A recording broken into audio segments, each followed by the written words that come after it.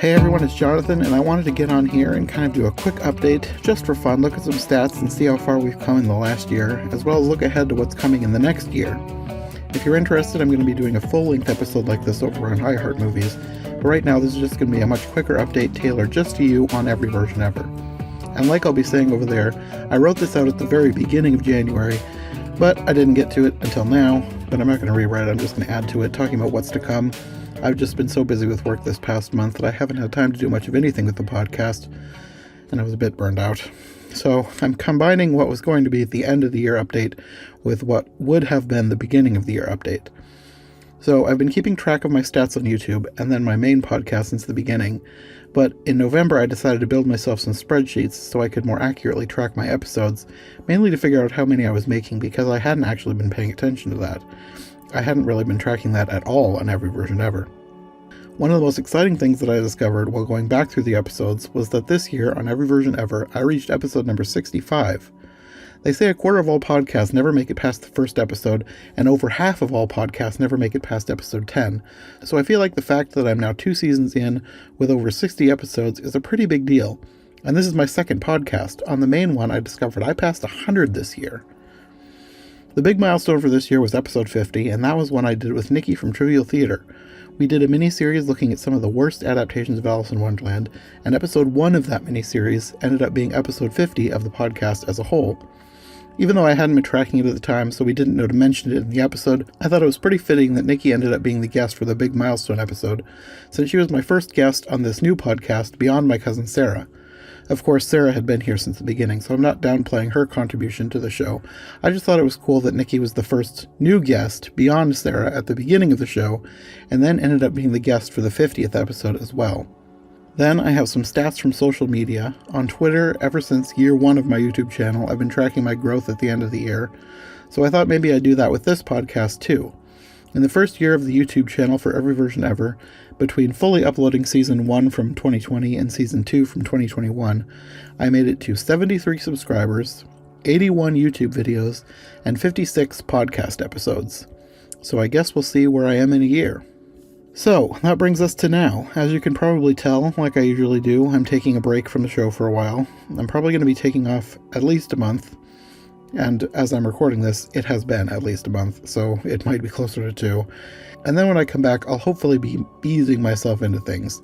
Last year, I tried to have a strict release schedule, which did not always work out, especially after I got my full-time job. So this year, I think I will do a more general release schedule, especially after December. I think I really got burned out with everything I was trying to do. Between my extremely busy work schedule, where pretty much every week I was so busy I was getting overtime, and then still trying to do 2 episodes a week between both of my podcasts. I think that's also part of the reason it took so long to do this update. I think I was just fully burned out and needed a break. So, going forward, this is what I'm thinking for every version ever. I got used to releasing the show on Fridays, so I'm going to keep aiming for that.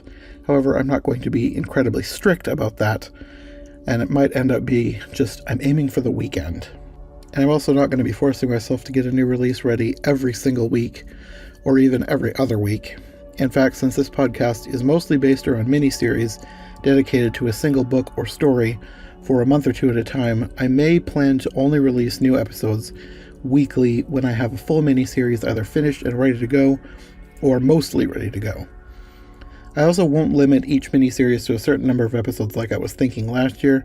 I'm just going to do as many as I feel like doing for whatever story I'm currently working on. It could be 3, it could be 10. We'll see what happens when I get there. So while the first few months of 2020 may not have a ton of content from me, stay tuned because there is a lot more to come in the next year. I have a whole bunch of really fun series planned on a bunch of stories I've never done, and I've got a whole bunch of really fun guests lined up. I just need to learn how to pace myself, which is sometimes easier said than done. Sometimes I just have so many ideas that I end up biting off more than I can chew, and I need to learn how to not do that. As for what's to come, I think I will leave the premiere series as a surprise, but I will give you a hint. This is going to be another non-traditional story, and while it's based on a classic story, it's not a novel, and is actually more based on a piece of music than anything. Feel free to leave your guesses in the comments on YouTube. And after that, I will have no set schedule. I would like to do another Summer in Wonderland again, so there's definitely going to be more Alice in Wonderland coming. But I'm going to make a concerted effort to do some brand new stories as well.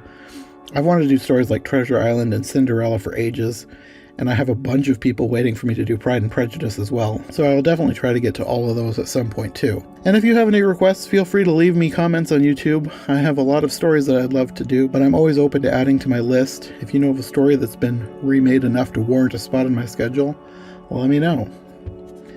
Anyway, thank you all for a great 2021. Thank you so much for listening and watching, and I look forward to bringing you so much more in 2022. We'll see you soon.